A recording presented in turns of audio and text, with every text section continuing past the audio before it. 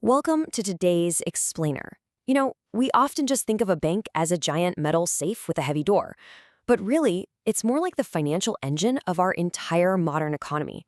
It's this massive, incredibly complex machine that basically takes raw fuel, combusts it, and transforms it into the forward momentum that builds factories, funds startups, and buys homes.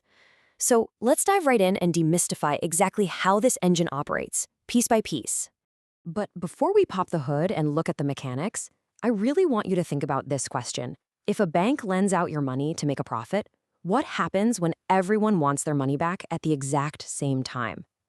This question highlights the fundamental high-wire balancing act of banking. It's that constant tension between taking deposits to keep things safe and lending that money out to actually grow the economy. Just keep this tension in mind as we look at how the whole system is engineered. Here is our blueprint for today. We'll cover 1, the fuel, which is bank deposits. 2, the engine, bank lending. 3, short-term versus long-term. 4, playing it safe with collateral. And 5, the safer route, fee-based banking.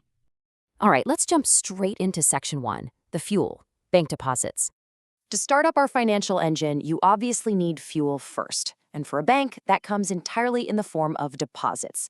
Now, banks essentially offer a trade-off to you, the customer, to manage the different types of fuel they take in. On one side, we've got demand deposits. Think of your everyday savings or current accounts. You can withdraw this cash anytime, anywhere, but because the bank can't rely on holding on to that money, they pay you very low interest. On the flip side, we have time deposits, like fixed or recurring deposits. Here, you agree to lock your money away for a specific fixed period. And in exchange for that predictability, which, by the way, banks absolutely love, they reward you with much higher interest. So it's a delicate balance between the customer's need for easy access and the bank's need for stable, locked-in funds. And this brilliantly illustrates the sheer power of gathering that fuel on a massive scale. Just look at the real-world impact of India's Jan Dhan Yojana. Launched primarily for financial inclusion, it resulted in over 50 crore new bank accounts being opened for the rural and unbanked population.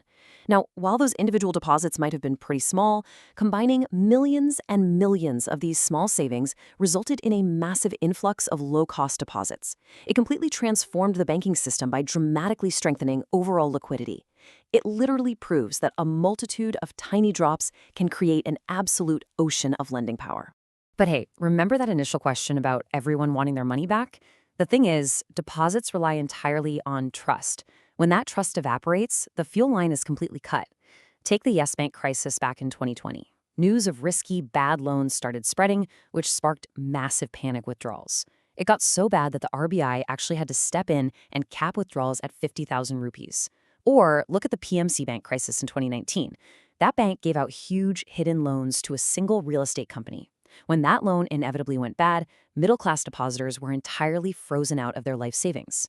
Basically, if the bank fails to manage its risk, the engine explodes and the depositors are the ones who suffer. Which brings us to section 2, the engine, bank lending. So, once a bank has safely secured its fuel, it's time for combustion.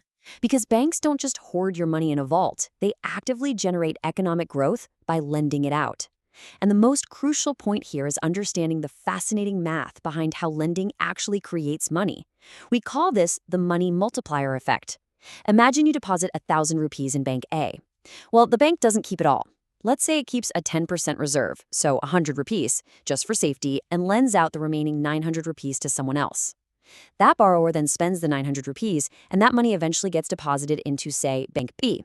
Bank B then keeps 10% of that 900, so 90 rupees, and lends out 810 rupees. And this cycle just continues over and over. Through this incredible process, your single initial deposit of 1,000 rupees can realistically create up to 10,000 rupees of total money circulating in the system. It is literally the engine of economic growth. Moving on to section 3. Short-term versus long-term. You see, lending isn't just a one-size-fits-all deal. Businesses need entirely different types of fuel depending on whether they're expanding a massive factory over a 10-year plan or if they're just trying to pay the electric bill this month. Let's look at short-term lending, which is specifically designed to bridge the gap between when a company buys its raw materials and when it finally gets cash from its customers. Here we compare overdrafts, or OD, and cash credit, or CC. An overdraft is really meant for a temporary cash shortage. It can be used by individuals or firms, and it simply links straight to your current account. Cash credit, however, is strictly for businesses to maintain continuous working capital. It requires a completely separate CC account and is heavily secured against the company's actual physical stock or inventory. The bank is constantly monitoring that inventory just to ensure the loan is backed by real, tangible value. But banks are super cautious. Even when a business desperately needs working capital, banks will never fund 100% of that gap. According to the highly influential Tandon Committee, the borrower must always bring at least 25% of the needed current assets from their own long-term funds. Why? Well, to ensure the borrower has skin in the game. If you want the bank to risk its depositors' money, you're going to have to risk your own first. And that 25% rule leads us directly to a really core banking concept called MPBF, or Maximum Permissible Bank Finance. This is the absolute legal ceiling on the amount of working capital loan a bank can provide to a business. By formally calculating the MPBF, which often means subtracting current liabilities and that 25% owner margin from the current assets, the bank enforces strict financial discipline. It protects the borrower from taking on way too much debt, and importantly, it protects the bank from a catastrophic loss. All right, Section 4, playing it safe, collateral. As we've seen, banks absolutely cannot rely on trust alone when they're lending out the fuel provided by their depositors. They need safety mechanisms, and the main safety mechanism is collateral. Banks use a few different legal structures to lock down assets totally based on the type of loan. With a pledge, like a gold loan, the bank physically takes your asset and locks it in their vault. With hypothecation, like a car loan, you actually get to drive the car, but the bank holds a legal charge and can seize it if you stop paying. A mortgage is specifically tied to immovable property, like the actual deeds to a house. And a lien gives the bank the right to retain an asset they already hold, like freezing your fixed deposit if you happen to default on a linked loan. All of this legal architecture basically points to one absolute golden rule in banking: safety first, profitability next. Because banks are effectively gambling with the public's money, their absolute primary duty is protecting those depositors' funds. Chasing high-interest returns means absolutely nothing if the underlying asset becomes a non-performing asset, an NPA, and the money is just lost forever. Which leads us to Section 5, the safer route, fee-based banking. Because traditional lending is just inherently risky, modern banks have evolved a secondary backup engine. Let's look at how this builds a completely different revenue model. On the one hand, we have traditional fund-based banking. This is where actual cash leaves the bank. Sure, it earns interest, but it carries the really high risk of defaults and those dreaded NPAs. On the other hand, we have fee-based banking. Here, no actual cash is lent out at all.